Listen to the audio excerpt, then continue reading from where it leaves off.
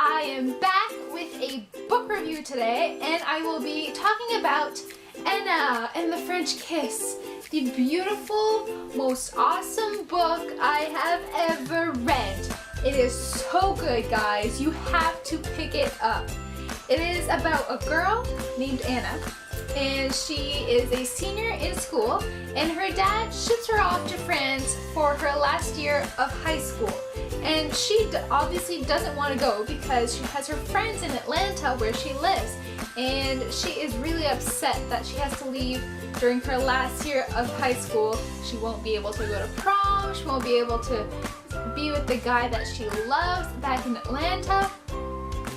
So she gets to France and she meets a bunch of people, new friends. She gets to France and she's all alone. She's sad, she doesn't have any friends, she doesn't know what to do with herself. She's alone in this little room that they gave her that's smaller than her bedroom back in Atlanta. And it's tough for her because she's never been away from home, especially without anybody else. And it's just a great book. She meets this guy that's just so perfect, and I wish I could have him in real life. So go pick this book up if you haven't yet, and then go read it and then come back, because I don't want to spoil you on anything. So go read it and come back, and then we're going to discuss it together. Okay, I rate this book 5 out of 5 stars on Goodreads, and I'm giving it 100% on a 100% scale, because that's what it deserves. It deserves the 100%, the 5 out of 5. I would give it 100 out of 100 stars if I could, but that's not possible. So 5 out of 5 is gonna do it. This book made me laugh. It made me cry like as in I wanted to be Anna because Etienne was so perfect. The things that he said made me feel so many things inside that I couldn't handle it. I had to let the tears out. So I'm telling you, you gotta read this book. Please go pick it up. This book is the most cutesy love story I have ever read in my entire life. It is beautiful, it is perfect, it is all the good adjectives that you can give to a book. That's what it is. That's what it is. Go get it. Go buy it. The first character that we meet in the book is Meredith, and she becomes Anna's best friend in France. And the school is called SOAP. The school is called SOAP because it's School of America in Paris. So the abbreviation makes SOAP, which is kind of funny.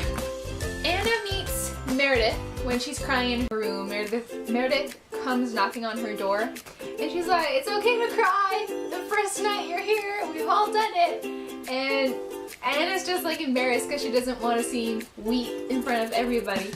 But it's just so funny. And in the cafeteria, when Etienne is showing Amanda how to order for the first time because the menu's in French and she doesn't know any French yet, and then we have Amanda coming in, and the way that she speaks, it's just like, it was fabulous. I went to Greece for a month and then spent the rest of the summer in Manhattan. My father was an amazing penthouse that overlooks Central Park. And then Anna says every sentence she says has a word that's emphasized. It was like perfect. That was so perfectly described how she speaks it. So Anna is trying to order by herself later on in the book, and she tries to tell the chef that she wants something to eat. And then Anna tries to tell the chef what she wants, but she doesn't say the right thing. And of course I'm meant to order the roasted pigeon, just like Nana's. And it's just like, oh, poor Anna. She's trying to get all this stuff right, but she's still learning and she's still having trouble. And then, well, but you have Etienne to help you, so that's perfect. Perfect. Okay, can we talk about Etienne St. Clair? He is the most beautiful, perfect male protagonist I have ever read about. He's like the Augustus Waters of Paris, okay? And he has that accent, and I wish I could take all of these characters that I read in the book and take them out to keep for myself so that I could have them and be with them. Okay, Ellie, She is the only problem in the book because she is in the way of true love. She's in the way of Etienne and Anna getting together. And that's like the entire plot of the story, so I guess she's important. But I wish I could have kicked her out the second I saw her kissing Etienne. It was so... The relationship between Etienne and Anna is priceless. They kid around with each other and they're all like bugging, they're like teasing each other in a flirty way, and it was just like, oh, I wish I could be Anna and say those things to Etienne and have him look at me the way that he looked at Anna all the time.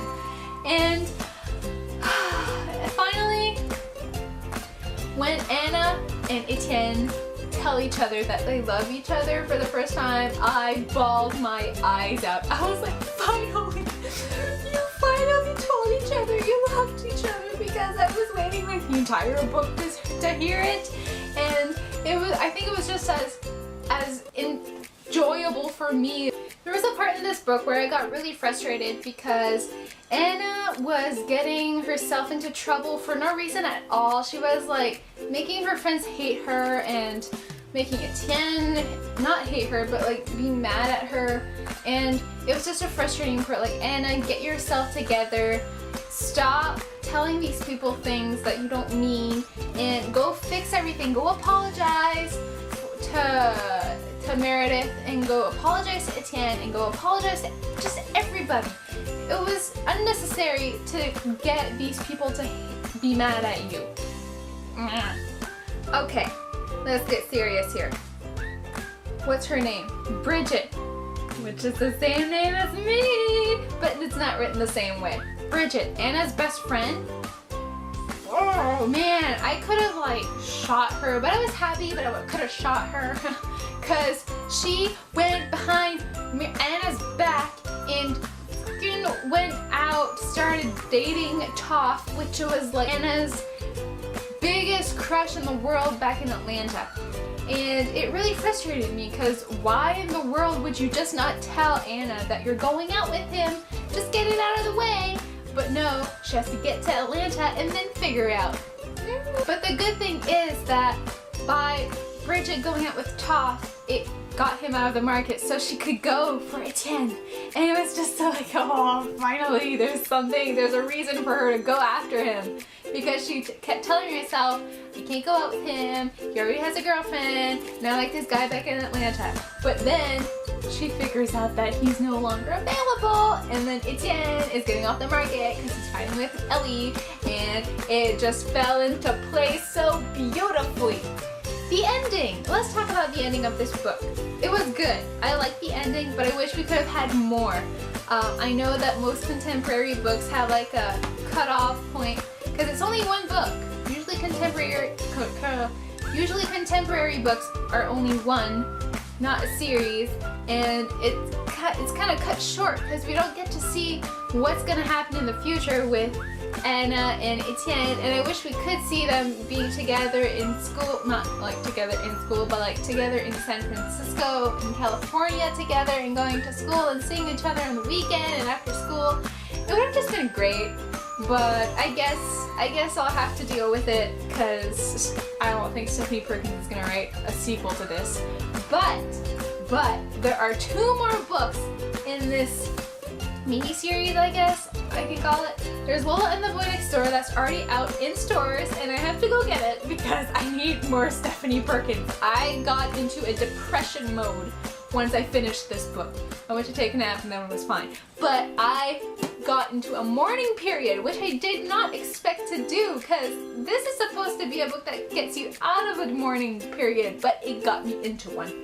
But a very short one, so that's good at least. And Isla and the Happily Ever After is coming out next month, the 14th of August, I believe. And did you guys realize that Isla's name was in the book? She was like a freshman at the soap school. And I'm wondering if it's the same Isla. I kept looking for Lola in it, but she wasn't there. I didn't see her anywhere. But yeah, I hope that's the same Isla and that her story is going to continue from there. It's going to be really cool if it is. But yeah, I so much enjoyed this book. Like I said before, read it, reread it, tell me what you thought about it. it in the comments below. I'd love to know what you thought about this wonderful book. And don't forget to like this video and subscribe. Hit the subscribe button down in the corner. And I guess I will see you guys next time with a brand new video. Bye!